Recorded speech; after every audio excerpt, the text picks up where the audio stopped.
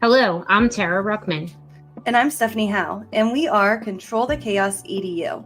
Are you burnout? Are you feeling frustrated or overwhelmed? Or maybe it's the opposite and you're a go getter and want to level up. Then it's time to dive in with real talk and solution focused conversations.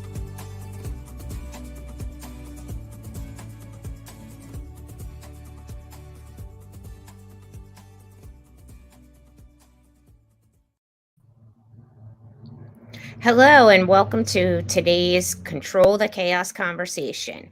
And we are talking about lights out parent teacher conferences today. It's the how, the what, how do we get there? What do we do to have successful parent teacher conferences? Because clearly, teacher conferences are a lot of work. So I remember in my first year teaching, I was so nervous for parent teacher conferences.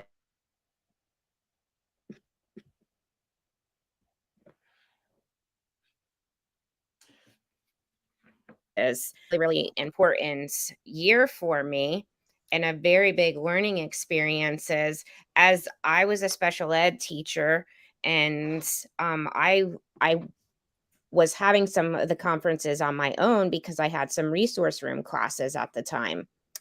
Well, I forgot to invite some related services.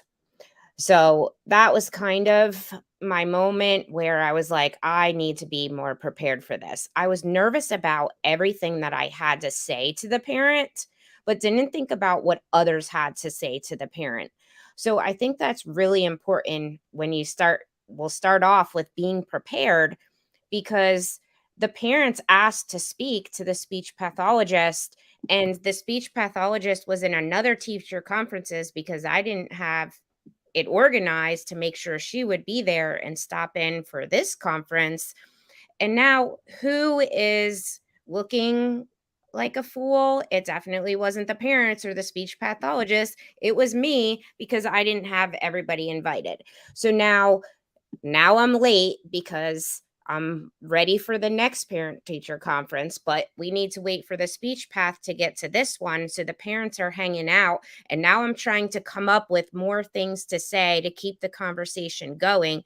It was like this snowball of effect where me not being prepared and inviting all of the people that I should have invited that the parents would have wanted to speak with. So it was just it continued. It threw that parent teacher conference off. Then it threw the next parent teacher conference off because I was late. Then it threw the third parent teacher conference off. So the whole night, the whole thing that I was worried about was what am I going to say in the teacher conference? Ended up being a cluster because it was the who I didn't invite. So that's where we're starting off today is being prepared. Who do you invite to parent teacher conferences? Yeah, and that is so difficult because every single student has somebody, right? Like there's always somebody that needs to be invited. And it's just remembering to invite those people or if they're not free, um, to kind of remind you of that. And I mean, I remember my first parent teacher conference, I was spec ed too. And so I was on a really good team that did prepare and they did that for me.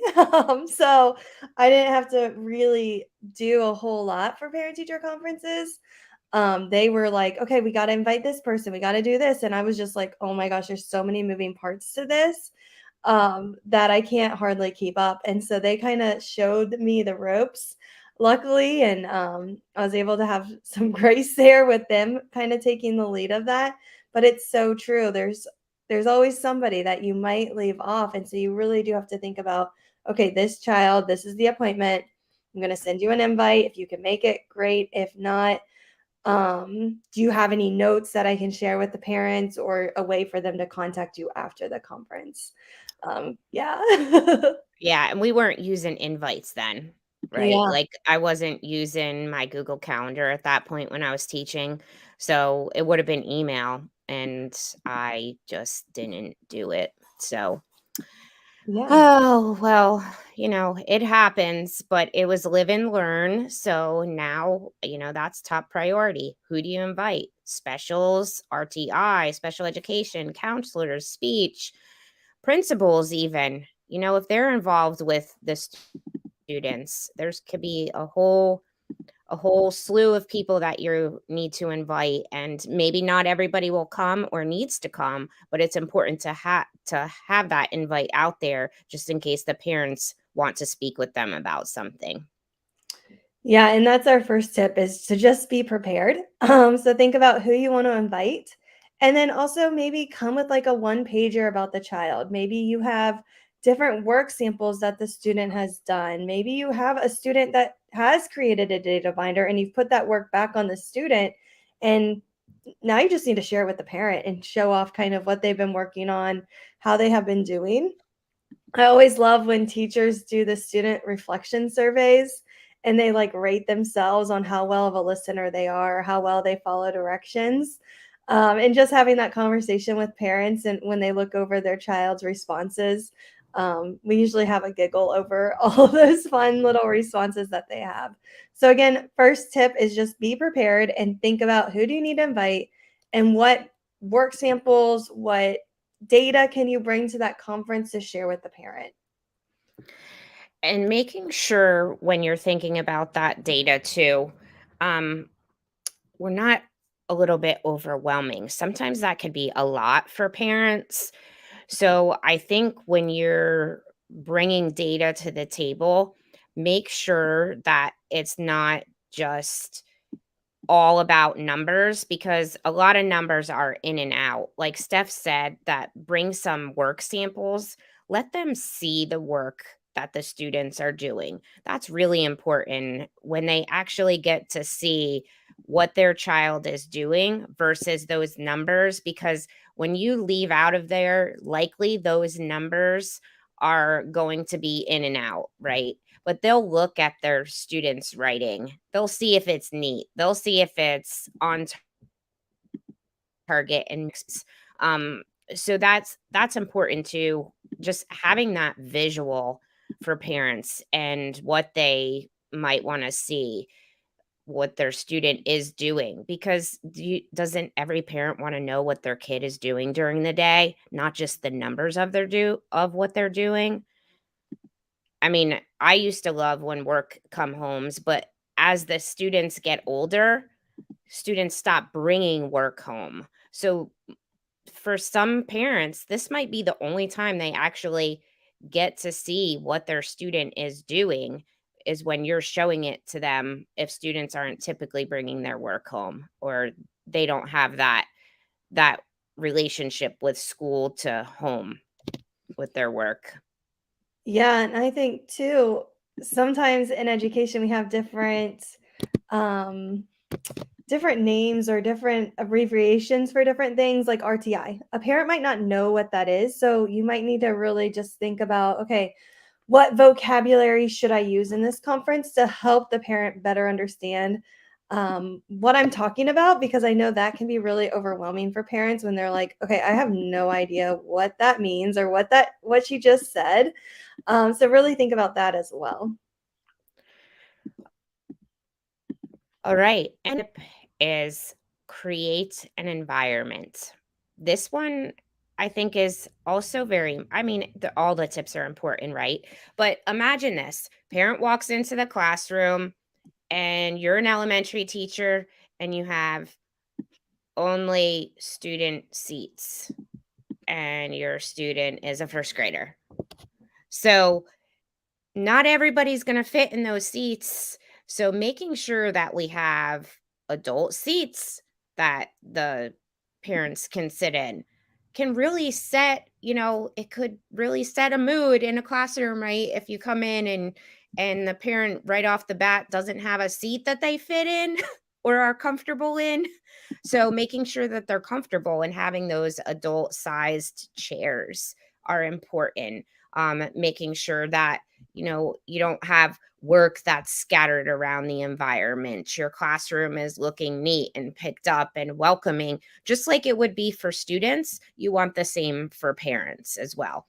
I used to have, and this is a little bit like extra, but I used to have a bowl of candy that sat out and mints and things that a parent could pick up. Sometimes I had like those mini Kroger waters. I'm doing this with my hand, like you could see me, you could only hear me. But like the 8-ounce waters, I would have some of those 8-ounce waters and little bits of candy. So I for parents a bottle of water and a candy during the sorry, I was distracted. Um, we'll have to stop at that one and cut that out. But those little bottles of water, just to, give that little extra to the environment as well. Yeah, I think just having, those resources can create that environment for, okay, this is a comfy place I can share. We can talk about the student and kind of think about all of those different things. And if you are virtual, think about your background. Is your background a mess? And really, you just have to dress nice from, the top up. But just think about that background. And I think it's really funny because some of our principals, when we were doing virtual conferences, said, you can wear jeans, but from the top up, it's got to look good because that's what's on camera, just to make it kind of fun during that virtual time where we weren't able to have any parents in. So think about that background and what is there and what you might need to reorganize or move things around or get those adult chairs for those different individuals. I Which, think go I ahead. think that's super important too when we think about like your if you're virtual and you are not there to have that human aspect of like shaking a parent's hand or looking them in the eye because you're looking at a computer, there's very little that they can go off of the environment, so you don't want the one environment that you can see to be off. So do you want a picture in the background? Do you what is it that you want in your background um when you are presenting to parents? So creating an environment was tip number 2. So next we have parent pickup lines. Tell me what you mean by this, Steph. Yeah, I think it's just really important to think about how you're going to word things when it comes to parents because some things can be very, very difficult to talk about. And so you always want to start off with something positive, typically with the parents. Um, I always use the True Colors survey and I'd have my parents take it so I knew how to give them feedback because if they are a gold parent, they want to know exactly what their child is doing. They want to make sure the feedback is very direct. Where if you have a blue parent, they want that positive, maybe the negative, and then another positive, like the feedback sandwich. So it's just kind of fun to know your parents and how to give them that feedback because we all have different positives and negatives. And sometimes I think we focus too much on the negatives. And so really think about that child and start with a positive. What is going well in your classroom? Also, think about how to word things. This is what we're doing here. What have you tried at home? Or something like that, and not just blaming the parents for different behaviors or different things that you might be seeing the child do or blaming the child. And really kind of just take a step back and look into, okay, what is going on at this home? The parent is probably doing the best that they can. I'm doing the best that we can. So, how do we work together as a team for some of those parent teacher conferences? 100%. Main focus of the parent teacher conferences should be the learning, right? So think about too when you are thinking about that sandwich and you're thinking about the piece where they are struggling or they do need support. Um, Maybe it's academic, maybe it's behavior, maybe it's social development, maybe it's where it is that in that middle piece of your sandwich. Um, Also comes solution based. So, what are the solutions? So, here's where your student is struggling. This is how I'm going to help them. This is what the plan is moving forward. And then also involve them in the solution. So, do they have any feedback of how we could support this student? What is working at home or what has not worked in the past, so maybe we're not going to go in that direction. So I think getting parent feedback on that solution piece of that inner part of your sandwich of what's not working, but how are we going to fix it is also super important when we're talking about what about your parent teacher conferences and making them not just how do I say this? Not just smooth, but effective, right? So we come out of the parent teacher conferences with solutions for where a student might be struggling and how do we get them to grow more. Yeah, and I just think it's so important to also have that ongoing communication. I know sometimes the fall conferences pop up right away because you've got so many different moving parts at the beginning of the year that you just have to do. And so sometimes it can be very difficult at the beginning of the year, but just have that ongoing communication. And one way that I like to do this is put it on the students. Have the students send home a weekly reflection to the parents and have them email home when they've done something really great and they can copy you on it and then you can respond with that. But that can just kind of help you manage that class with over 70 some students sometimes with just having the kids also be a part of that communication where they're able to email home and they can then add you to the email, add their parents, and then you can continue that conversation going forward. And one of the things too you mentioned earlier about acronyms, I think it's important when you touch on that to really think about avoiding some of that teacher talk piece and not loading it with the acronyms and some of maybe the curriculum titles. Like somebody in the elementary, they might be new to what iReady is. I'm going to use iReady because that's what we use in our district. So instead of saying iReady, you can describe it as the you can do a description of the program and then use the name iReady and explain to the parents, I might use the term iReady. This is what it is. Or you have a student that gets to high school and now the program has changed and they're using Alex for math. Again, a program that our district uses, but just the explanation of the programs are changing and they might not have all that information from their students. So making sure that we define it before we use that teacher talk a lot because they might not understand it. Wit and wisdom, do they understand what that means? Like all of these different programs, it's not just the acronyms for RTI or special educate or different special education acronyms, but also the curriculum titles and things as well that are important for us to define for parents if they haven't been in our district or it's something new that we're working with our students. So that piece of communication is also very important. Yeah, that's a huge piece.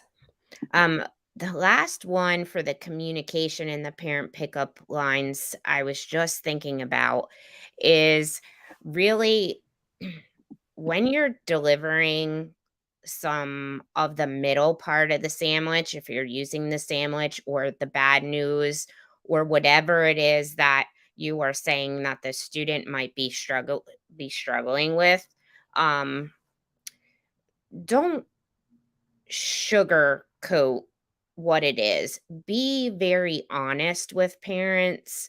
Trying to sugarcoat it will not solve any problems. I think we oftentimes do have a difficult time delivering bad news, but if we don't deliver it accurately, how are we going to come up with an accurate solution?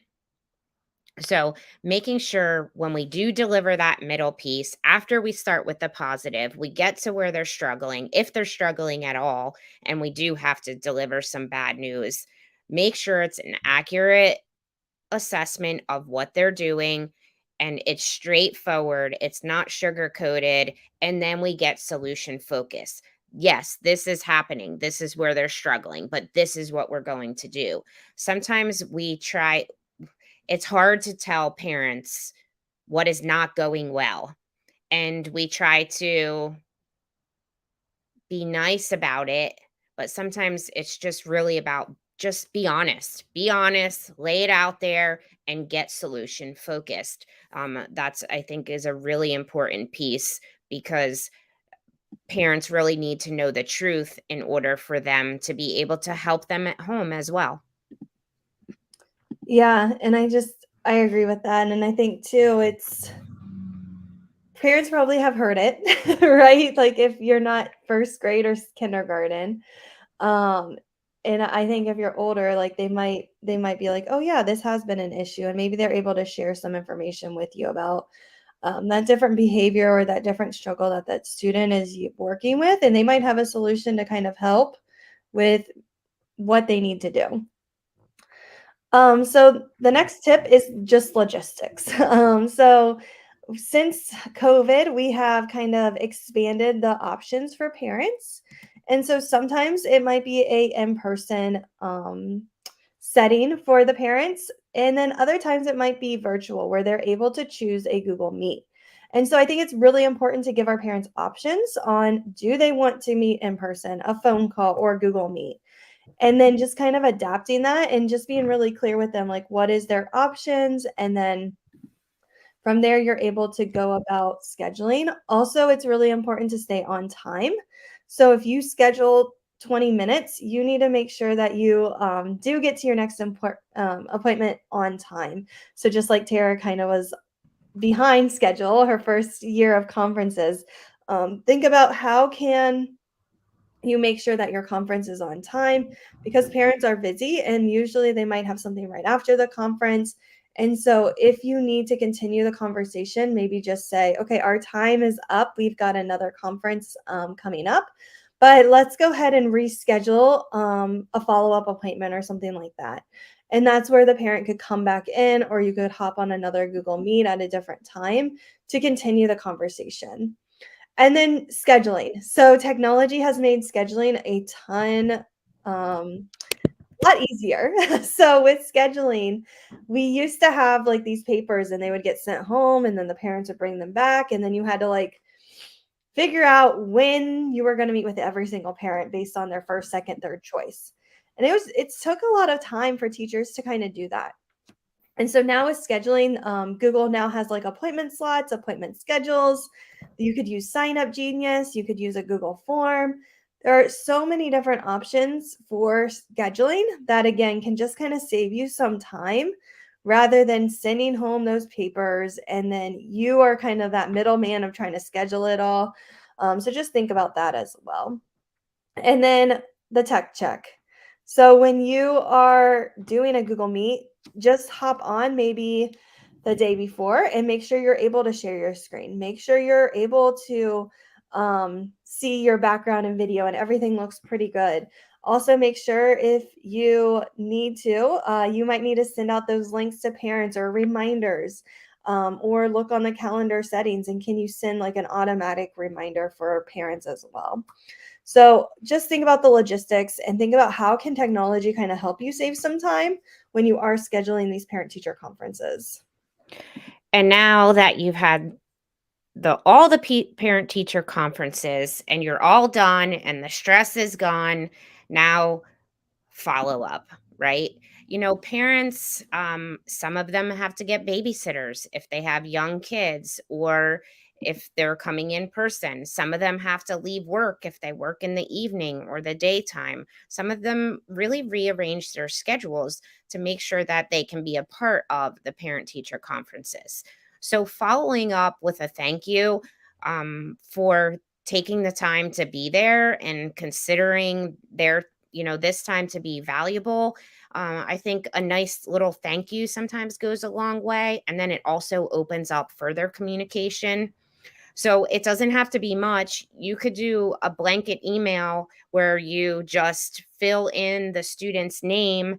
And then once you have filled in that student's name, hit send, right? And then you copy and paste it into another email, change out the student's name. It doesn't have to be any big deal. It doesn't have to be 100% personal because I think it's just taking the time to do that little thank you. If you want to make it personal, you can. Some of us have 100 and something students. Some of us have 30 students. So it really depends on what time, what amount of time you're working with and how many you have to send. And also a follow up if parent offers some solutions within that parent teacher conferences. When we're going back to that sandwich and we talked about being honest with their struggles and we talked about solutions. Well, now if they've offered solutions, maybe send them a follow up. Say, hey, we tried what you suggested today and it really went well. Or maybe we've been trying for a couple days and we're seeing some progress, or maybe we're not seeing any progress. Do you have any other solutions? But adding that follow up, really lets the teacher or the parent know that you as a teacher values the things that they offered during those parent teacher conferences. So I think those things, those follow up can be just as important as the teacher conference, because you let the parent know that you were listening to what they had to say and that you appreciate them. And then that is kind of opening that door for continued parent communication. Yeah, so your call to action this week is to communicate with parents. So if your conferences are not coming up anytime soon, we still want you to communicate with parents, whether that's a phone call home or maybe you send an email. I've also seen teachers that just put out 5 post-it notes on their desk, and throughout the week, they have to make sure that they write one note home to 5 different kids. So that could be a great way as well too. But your goal is just to communicate with parents and think outside of the box of how you're going to get that done. Is it through your students?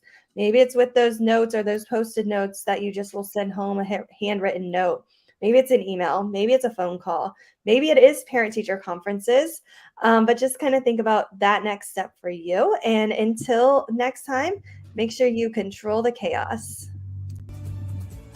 Thanks for listening to Control the Chaos EDU. Check out the description for show notes. We look forward to connecting with you on social media. Subscribe to the weekly podcast so you never miss an episode. Control the chaos. Until next time.